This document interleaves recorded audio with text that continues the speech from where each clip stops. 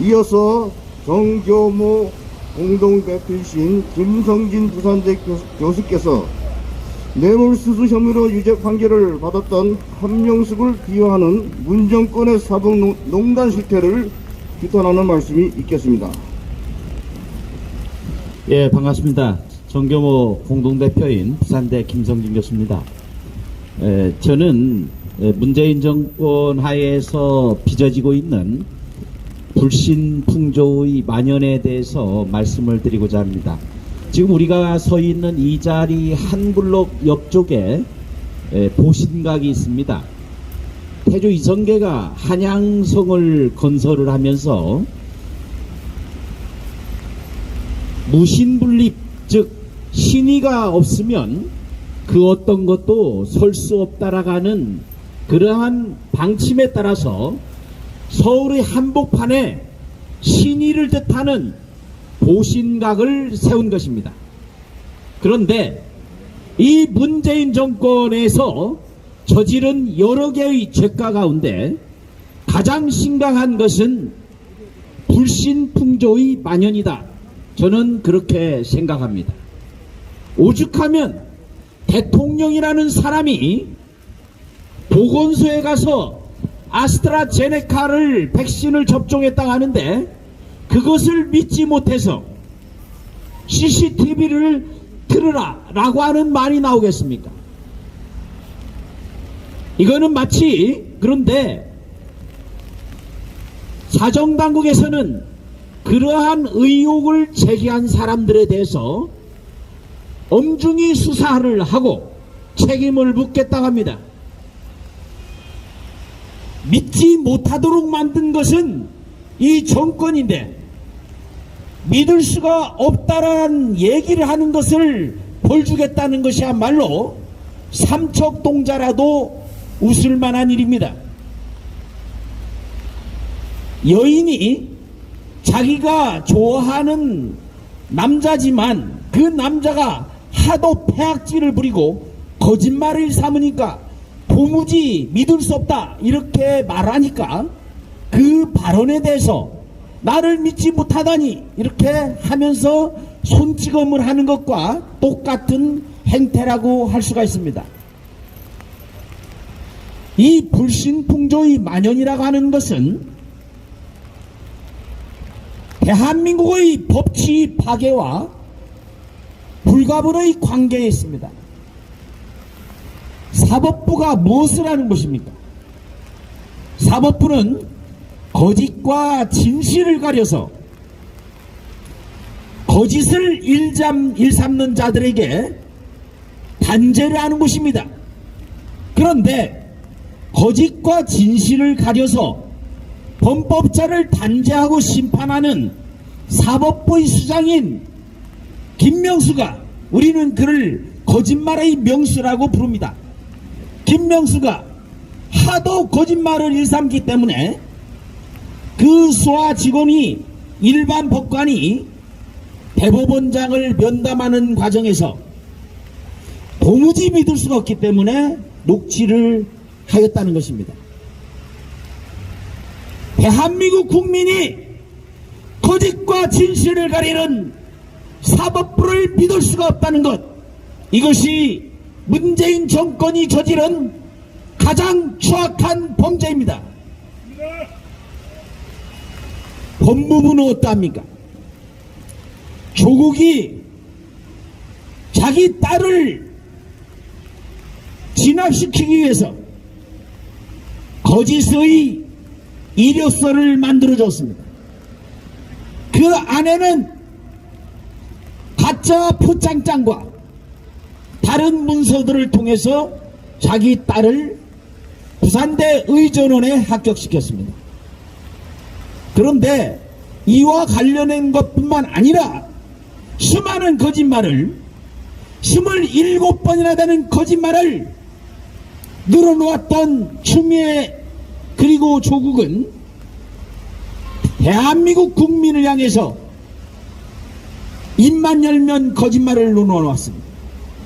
추미애는 27번의 거짓말을 늘어놓고도 거짓말을 하지 말라고 하는 거짓말을 나는 거짓말을 하지 않았다라고 하는 거짓말을 다시 늘어놓았습니다. 그런데 조국과 추미애는 지금 어디에 있습니까? 지금 이 순간에도 폐악질을 일삼고 있지 않습니까? 어떻게 대한민국 법치의 수, 대한민국을 지켜야 하는 법무부의 수장이라는 자들이 한결같이 이렇게 거짓말을 일삼습니까? 조국은 대한민국 헌법체제를 부인하는 산호맹의 주도자입니다. 추미애는 준공식 토지국유제를 주장한 자입니다. 또한 자기 아들의 병력 이탈, 다른 말로 탈령의 죄를 권력을 이용해서 무마시킨 자이기도 합니다. 이들이 국민의 저항에 부딪혀서 결국 사퇴하고 나니까 그 뒤를 박범계라는 사람이 맡았습니다. 박범계가 어떠한 자입니까? 고시생을 폭행한 자입니다. 국회에서 폭력을 휘두른 자입니다. 어떻게 법무부 장관이라는 자가 폭행을 휘두른 자이며 온갖 의혹에 휩싸인 자일 수 있습니까? 뿐만이 아닙니다. 법무부 차관 이용구는 택시 기사를 술에 만취한 채로 폭행한 자입니다.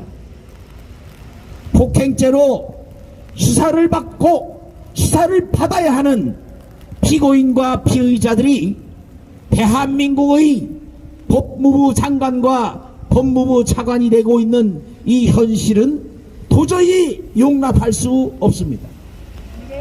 그뿐만이 아닙니다. 법무부 장관 박범계와 법무부 차관 이용구는 우리법연구회라는 사조직의 조직원이었습니다. 그들은 2018년도 11월에 우리법연구회가 해산되었는데 해산 당시의 인원이 불과 40명이었습니다. 해산의 이유는 신입 회원들이 없기 때문이라고 합니다. 그렇다면 수십 명에 불과한 우리법연구회 조직원들이 어떻게 대한민국의 법치주의를 책임지는 법무부 장관과 법무부 차관일 수 있습니까? 그뿐만이 아닙니다. 대검찰장의 감찰부장 역시 우리법연구회 출신이었습니다. 헌법재판소장 또한 우리법연구회 출신입니다. 대법원장 김명수 역시 우리법연구회 출신입니다. 합산을 해서 수백 명에 불과한 자들이 대한민국의 사법부, 대한민국의 헌법재판소, 대법원뿐만 아니라 법무부 장차관을 독점하고 있는 이것은 분명 제대로 된 나라가 될 수 없습니다. 왜 이런 자들을, 문재인 정권은 이런 자들만을 골라서 법조계의 사령탑으로 앉히는 것입니까? 그 이유는 간단합니다. 국민 여러분께서는 추미애에 이어서 법무부 장관이 된 박범계의 수사지휘권 발동을 기억하고 계실 것입니다. 이번에 박범계가 수사지휘권을 발동한 이유가 무엇이었습니까? 한명숙 뇌물 사건을 다시 수사하라, 이런 얘기입니다.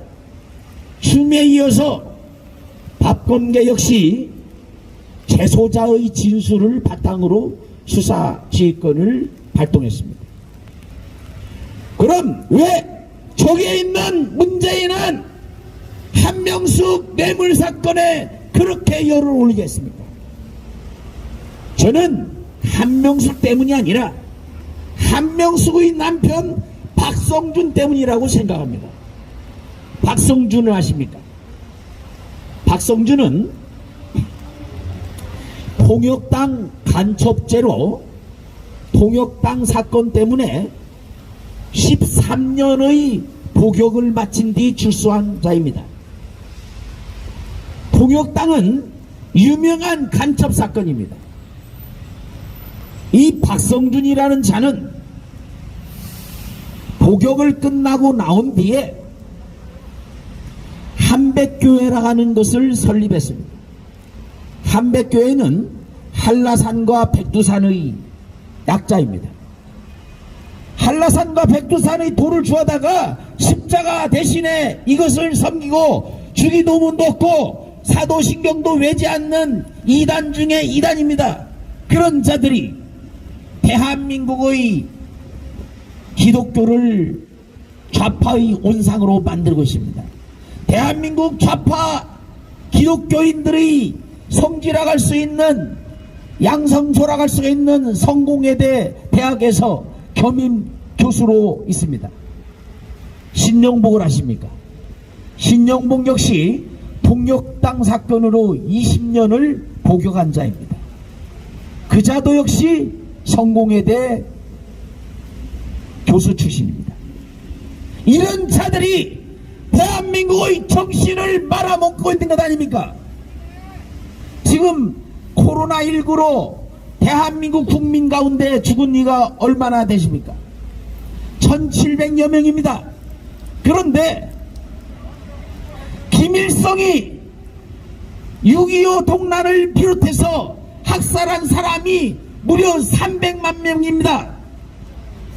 전 세계에 270여만 명이 코로나19로 죽었지만 모택동이 학살한 자가 7천만 명입니다. 히틀러가 2천만 명을 죽였습니다. 공산사회주의자들이 학살한 자가 무려 1억 7천만 명입니다. 도대체 무엇이 바이러스입니까? 공산사회주의자말로 코로나19 수백 배, 수천 배가 강력한 폭력적인 바이러스인 것입니다.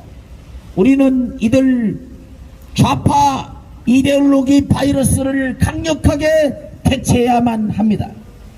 그래야 대한민국을 바로 잡을 수가 있다고 생각합니다. 그 출발이 바로 4월 7일에 실시되는 서울 부산 시장 보궐선거라고 생각합니다. 우리는 대한민국을 바로잡기 위해서 4월 7일 정당하고 신중하게 대한민국의 미래를 위한 투표를 해야 할 것입니다. 문재인 정권에 의해서 무너진 사회 전반적인 불신풍조를 바로잡고 법조계를 바로잡고 헌법재판소를 바로잡고 우리 모든 것을 재건국 수준으로 바로잡기 위해서는 반드시 4.7 보궐선거에 압승을 하고 내년 대선에서 승리함으로써 대한민국을 바로 세워야 할 것입니다. 우리가 모두 단결해서 4월 7일의 보선과 내년 대선에서 압승을 함으로써 대한민국의 사회 정의가 바로 설 수 있게 되기를 간곡히 호소합니다. 감사합니다. 예, 대단히 감사합니다.